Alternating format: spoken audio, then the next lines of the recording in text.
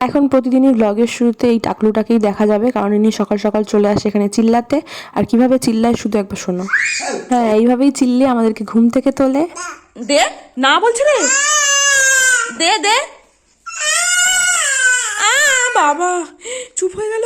মানে কিরকম নাটক করতে পারে। যাই হোক, তারপর বানিয়ে নিলাম নিজের জন্য 1 কাপ গ্রিন টি, আর তার সাথে একটা টোস্ট বিস্কুট খেয়েছিলাম। আর কিছু না থাকায় শুধু এই লাড্ডুটা খেয়ে চলে গেছিলাম পড়াতে। এরপর বাড়ি এসে স্নান করে বসে গেছি আমার লাঞ্চটা নিয়ে। আজকে লাঞ্চে ছিল রুটি, পনির, ডাল আর একটা শাকের তরকারি। আমি এখানে দেখাচ্ছিলাম যেহেতু অবশ্যই পনির ছিল, কারণ ওটা দেখে মনে হচ্ছে শুধু আলুর তরকারি। এরপর একটু রেস্ট নিয়ে বিকালে গেছিলাম কেকের দোকানে, কারণ কিছুদিন আগে ছিল কোয়েলের বার্থডে, তো সেই জন্য। তারপর বাড়ি এসে খেলাম একটু পাকা পেঁপে, আর তারপর রাত্রিবেলায় আমরা গেছিলাম ওদের বাড়িতে কেক কাটাতে। 26 এপ্রিল ছিল ওর বার্থডে, আর আমরা ওকে কাটাচ্ছি 2 মেতে। তো যাই হোক, আমাদেরও অসুবিধা ছিল, ওরও অসুবিধা ছিল, তো তার জন্য আমরা যেতে পারিনি। তো আজকে সময় করে আমরা কেকটা কাটিয়ে দিলাম, আর তারপর ওখান থেকে কেক খেলাম। আর আমরা ডিম ভাজাও খেয়েছিলাম, সেটা দেখাতে ভুলে গেছি। তো বাড়ি এসে আর কিছু খাইনি, শুধু বানিয়ে নিলাম 1 কাপ গ্রিন টি, আর সেটাই খেলাম। তাদের জন্য এতটাই। ওকে, বাই।